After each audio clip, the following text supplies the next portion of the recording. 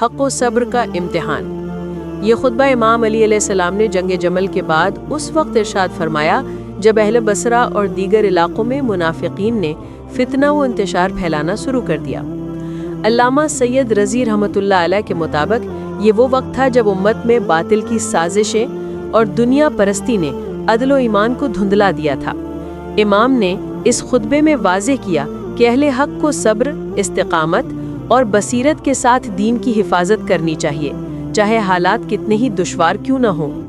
آیت اللہ مکارم شیرازی رحمۃ اللہ علیہ کے مطابق خطبے کا بنیادی موضوع حق پر استقامت اور باطل کے فریب سے اجتناب ہے۔ امام نے امت کو یاد دلایا کہ ایمان محض الفاظ یا دعووں کا نام نہیں بلکہ قربانی، عدل اور صبر کی آزمائش ہے۔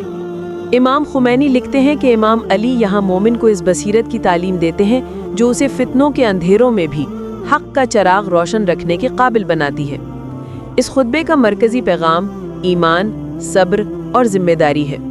امام فرماتے ہیں کہ جو حق پر قائم رہتا ہے وہ وقتی نقصان اٹھا سکتا ہے مگر انجام کار کامیاب ہوتا ہے۔ جو باطل کے ساتھ سمجھوتا کرتا ہے وہ وقتی فائدہ تو حاصل کرتا ہے مگر روحانی تباہی کا شکار ہو جاتا ہے۔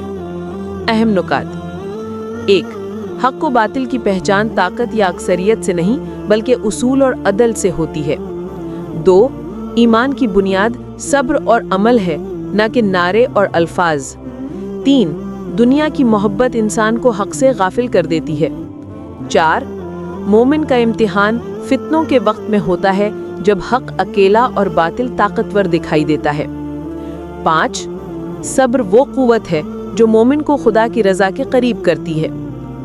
مسلمانوں کے لیے پیغام: یہ خطبہ آج کے دور کے مسلمانوں کے لیے بھی رہنمائی کا مینار ہے۔ امام ہمیں سکھاتے ہیں کہ فتنوں کے دور میں خاموش رہنا نہیں بلکہ بصیرت کے ساتھ حق کا ساتھ دینا ایمان کا تقاضا ہے۔ علامہ مجلسی رحمۃ اللہ علیہ کے مطابق امام علی کا یہ پیغام ہر زمانے کے لیے ہے کہ جو قوم صبر، عدل اور ایمان کے اصولوں پر قائم رہتی ہے وہی خدا کے نزدیک کامیاب ہے۔